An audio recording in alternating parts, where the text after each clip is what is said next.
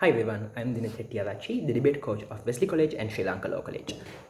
Welcome to the Debaters Council initiative where we explain to you motions that were held at recently concluded tournaments.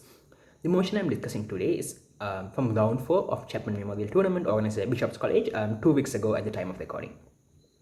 This house prefers a world where people do not strive to leave behind a legacy. Before we move on to the arguments, I think on a couple of things you can establish on top.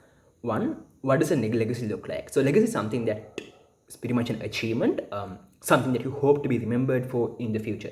A simple example of this would be that you try to win all the tournaments. Striving to achieve leave behind legacy would look like you're trying to win all the tournaments in the country because you hope that this is something that nobody else has done and something that you will be remembered for even in the future. Even maybe like after you have after you have died, people will be like, okay, look, this one person won all these tournaments.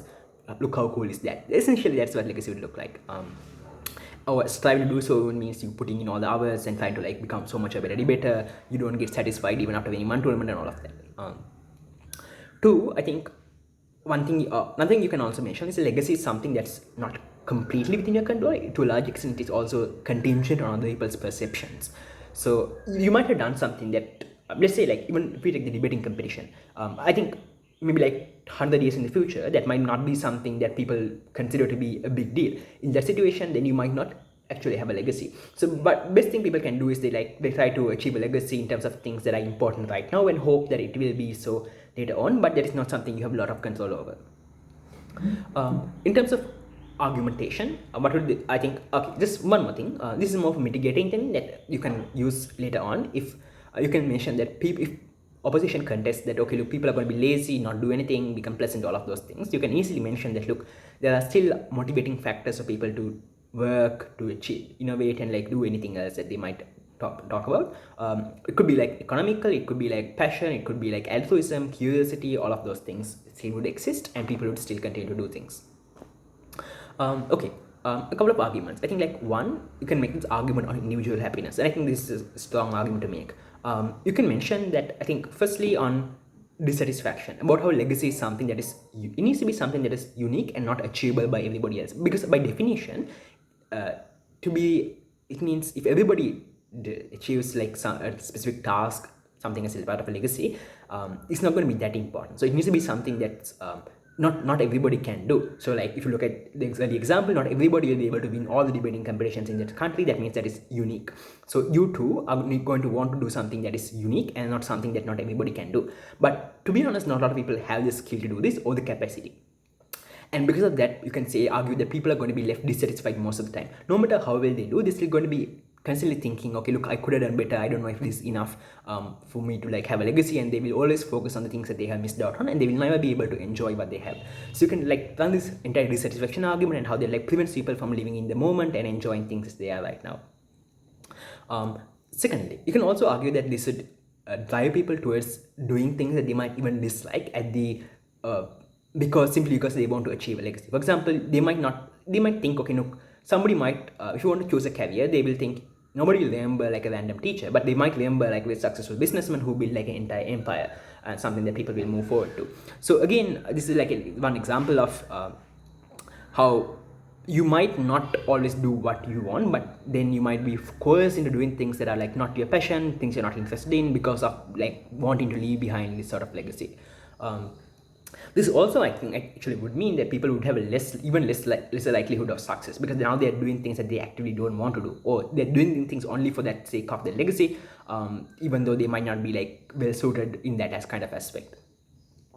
You can talk about like the physical aspects of this in terms of like, for example, how this can be unhealthy. People might like overwork and they like how they miss out on life in general. You don't get other opportunities to enjoy. It could be like very unhealthy. You don't have a like work-life balance because you're trying to like be the best employee and try to leave behind like kind of legacy, or pretty much go to the extreme in one specific aspect because and at the cost of maybe like other things in your life because you're trying to leave behind a legacy, do something unique that nobody has ever done before. And I think the one thing to remember is that people will still compete, people will still work hard and do a lot of things, but the reason that legacy in itself, trying to leave behind legacy, is like worse is because it makes you compete with other people to that much of a degree, because otherwise you will not be able to leave behind a legacy, something that is unique. So it's going to be even more worse than other like factors that people might have to work hard. Another thing that you can mention is how this could generally like have pressure on like children, on like your family. For example, it could be like this, if you're concerned about your legacy, about like your family name, that means you're going to, if you have kids, you're going to make them work hard as well, because you want to like them to continue your legacy. If you have like a business, you want your kids to do the exact same thing. That means you're going to force them to probably do the same thing as well, because you want your legacy to be carried on, your name, your business, or whatever that you might have like built up. So there might be like undue pressure on your family and your people around you as well, in terms of conforming to your legacy, because that is important part of your identity. So that means it could also mean like people are going to be, of course, less happy, less freedom in terms of like making choices, especially when it comes to like children and all of that as well. It also means people might be less accepting of like mistakes, because now they want to leave behind a legacy, everything needs to be perfect. That means they are more likely to view like whatever mistakes as like tarnishes. This means they could be like less forgiving even in those kind of circumstances as well. I think another idea that you could like kind of learn is about like how doesn't, or more of a response about how legacy doesn't always mean it's going to be beneficial to society as well. So even in terms of like something Op might learn is talking about charity and those kind of things, but even in those situations, people might try to do things that are more legacy oriented as opposed to actually beneficial. Example for this would be, instead of like donating money to maybe activist movement that really might need it, you might donate it to like some movement that you might get the most amount of recognition, because that is how you like build on legacy. It's just like a response that you can bring up as well. Moving on to like op, I think in op what you need to characterize is that legacy is something that is local and evolving. What does this mean? This means that legacy, by leaving a legacy behind, doesn't mean you want to be like the best maybe like a Olympic level sprinter. You don't need to be like a world university champion debater. You could still be like a really good debater within your own club. That is also like your legacy to leave behind, like the best debater in your club. It could be in different aspects where different individuals have different skills. That means to say, so what you want to do is basically say legacy is something that you can like easily achieve. It's not something that's, maybe not easily, but once you work for it, you can still achieve some sort of legacy, because legacy is subjective and local to your situation, even though other people might have done better. And legacy is evolving means that you can say, sure, once people get to this point and they might then want to leave behind different legacy, but that is also like completely okay. I think, but I can analyze this within the argument as well. But the main idea here is that happiness is something that's a bit overrated, like being completely satisfied, being completely complacent. But leaving behind something, trying to work for a legacy in itself is like quite regarding, which brings me on to my like first argument about reducing self development.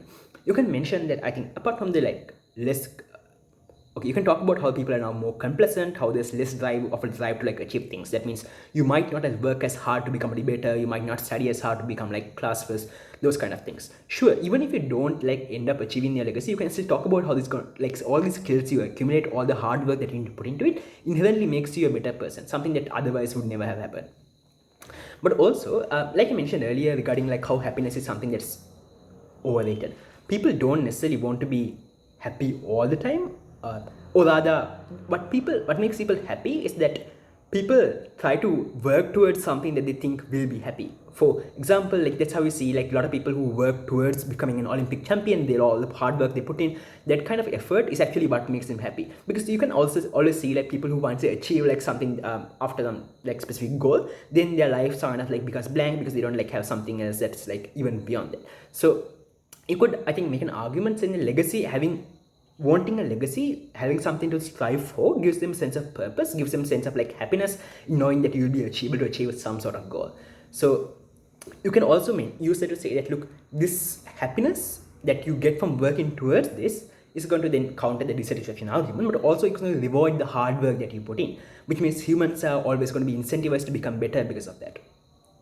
Another thing that you can talk about is how there's going to be less social good, because legacy is something that like incentivizes people to do things like self-sacrifice. Even though if you take like a social movement as well, people might not be willing to like fight against like oppressive, maybe like discrimination, whatever. if they have a okay quality of life, they might not be willing to give up that quality of life in order for like long-term benefits like in the future. So you can say like leaving a legacy behind is something that motivates people to do well, to do like to fight against it. They might even be okay with self-sacrifice, incurring harm to yourself for the greater good. That is something that is going to be very difficult to get otherwise, especially when benefits are long-term. The legacy that you will have is going to motivate these people to do so. Even looking at like grand gestures like charity is also like another argument you can learn about how people give to charity specifically because they want to like leave behind legacy. They make foundations, they make scholarships, trusts, and all of those things. But there's also like another argument to be made on how this makes people less short-termist. You can mention how the human lifespan is like quite small, 100 years. Okay, it's like at a best. Most people don't live that long, and it's very difficult, and you aren't even like fully functional for a large part of that. So the amount of time that you have to achieve something is like far less. So because of that kind of difficulty, humans are likely to maybe like focus on their own well-being and be very short-termist. But a legacy means you would live on even in the future, at least your memory. So people are more likely to be concerned about the long term, and this would motivate people to like collaborate and like even do things like generational collaboration. For example, if you want to do things like innovate, create change. So even if you look at like the environment, people still fight to better the environment, knowing that they might not like have any of the benefits. The people who are living right now might not be affected by the problems of climate change, but they are like the future that people in the future might. But if people are actually concerned about legacy, now they will actually be motivated for these kind of things, because now they look at like focus on the long term, and because of that they are okay with giving up like temporary benefits even in the short term because of the motivation that they have for that. So I think legacy can be like a very strong motivating factor, and for opposition for to win, what you need to do is to say one, it like improves people itself. Satisfaction, happiness comes from having a legacy, or rather striving to achieve a legacy, as opposed to just like being happy with whatever you have. But also if you can talk about like the long-term aspect and how this like gives you unique benefits that you'll never get on the side of opposition. So yes, thank you.